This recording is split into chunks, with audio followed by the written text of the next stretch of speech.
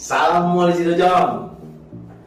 Kali ini saya akan memperlihatkan genset khusus untuk electronic vehicle atau kendaraan listrik.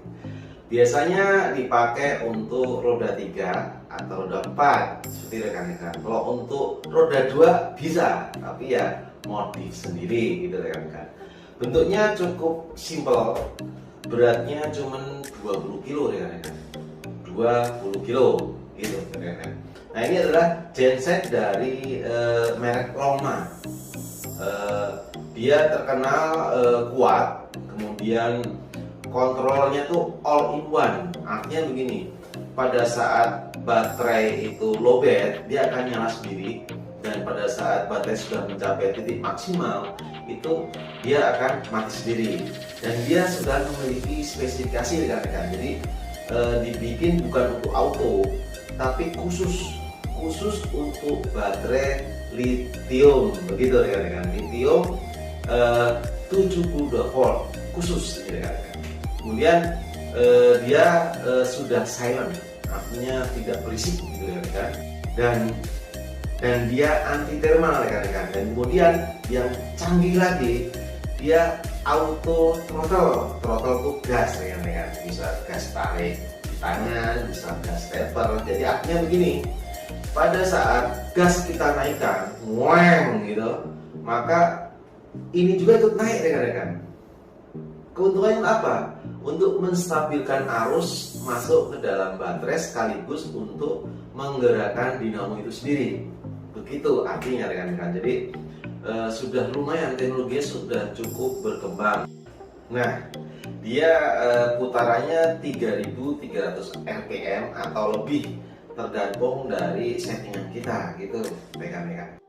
Dan dia memiliki kemampuan input 7000 watt. Bayangin, genset dengan bentuk sekecil ini, kemudian beratnya hanya 20 kilo totalnya, itu dia mampu untuk input 7000 watt. Kemudian pada saat dia ngecas ke tegangan 72 volt, dia bisa sampai ke 30 ampere loh, atau bahkan lebih, tergantung RPM-nya.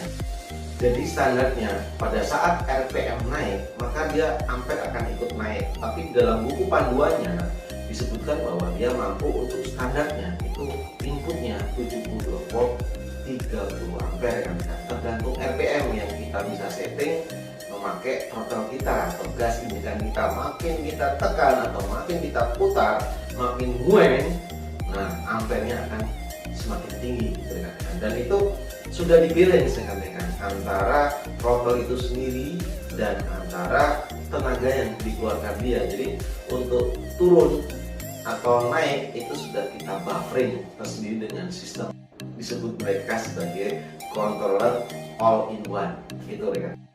Pada saat rekan-rekan membeli genset ini, itu sudah lengkap rekan-rekan. Dapat olinya, dapat, kemudian perkabelannya dapat. Jadi tinggal teplak-teplak aja, dan itu sangat-sangat sederhana. Sudah dikombinasi sedemikian rupa sehingga perkabelannya sangat sederhana dan tidak begitu rumit, begitu rekan-rekan. Tetapi manfaatnya sangat banyak. Misal untuk budget baterai itu sangat mahal rekan-rekan. Kenapa kita harus misal beli sampai 100 ampere, 200 ampere? Sangat mahal sekali itu. Tapi dengan adanya genset ini, rekan-rekan bisa menekan budget. Jadi katakan cukup kita menggunakan untuk jarak tempuh di atas 100 km, cukup gunakan misal nih 30 ampere, jadi 72 30 ampere. Pada saat dia sudah ya sekitar dia jarak tempuh 70 kilo, maka begitu low, genset ini akan nyala rekan-rekan, dan akan ngecas dan membantu untuk tetap jalan kendaraan Anda gitu sampai sekian ratus kilometer gitu rekan-rekan. Nah, itu salah satu keunggulannya. Dan genset ini ya lumayan mahal, tapi tidak mahal semahal baterai yang Anda pesan sampai 50 ampere atau mungkin 100 ampere. Cukup gunakan 30 ampere, bahkan mungkin 25 ampere juga bisa rekan-rekan. Tapi nanti di dalam perjalanan di 100 km itu genset akan nyala mati berkali-kali. Prinsipnya seperti itu ya.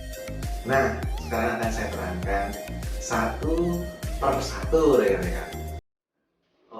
satu persatu, oke? Di bagian komponen-komponennya, oke? Oke, kita mulai dari ini adalah bagian dari genset, oke? Untuk membuat EV kita jadi hybrid, itu rekan-rekan. Nah, ini 7.000 watt. Nah, bagian pertama yang akan saya terangkan di sini adalah kabel. Kabel plus dan minus ini akan masuk ke plus dan minus dari baterai lithium kita, gitu. Kemudian kabel ini adalah kabel fungsi, di mana kita tinggal colokkan aja rekan-rekan seperti ini. Nah, dan di dalam kabel ini ada beberapa wiring rekan-rekan. Ini sudah tidak usah kita perhatikan.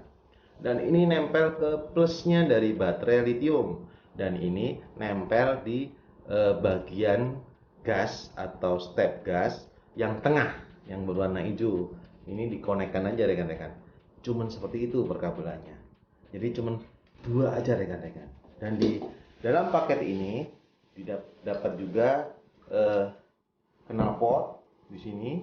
Kemudian ini untuk ngisi oli di bagian ini rekan-rekan. Jadi oli ada di bagian ini dan ini, itu kita isi. Nanti ada dalam buku panduan.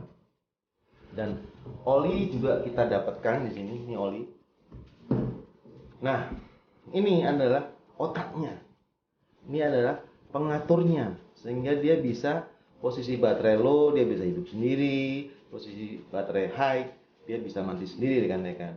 Dan ini terhubung oleh yang namanya karburator auto di sini kan. Jadi dari kontrol tadi mengatur antara udara dan bensin itu di sini. Dan ini adalah saringan rekan-rekan. Di sini ini adalah businya rekan-rekan, pengatur busi. Sedangkan di sini adalah pendingin. Dan kemudian dari pendingin itu mesin ini memutar yang namanya generator di sini, sehingga menimbulkan arus, begitu rekan-rekan. Sedangkan ini adalah untuk knalpot. Simpel sekali, cukup simpel, oke? Bagian-bagian cuman ini generator, ini mesin pistonnya, ini businya, ini saringan udara, ini karburator, ini tangki minyak yang mengalir. Kemudian otaknya ada di sini, otaknya gitu kan. Dan outputnya di sini bisa sampai 7.000 watt. Dan sedangkan pengaturnya ada di kabel ini. Simple. Oke, rekan-rekan, cukup sekian. Nah, itulah yang dinamakan genset. Itulah perkembangan dari genset teknologi baru. Jadi artinya satu, lebih otomatis, dua, masalah thermal, yang ketiga masalah auto throttle-nya, yang keempat tentang spesifikasinya. Jadi untuk aki itu genset tersendiri, kemudian untuk lithium, baterai lithium, jenis lithium itu genset tersendiri. Begitu rekan-rekan. Oke, salam Polisi Dojon.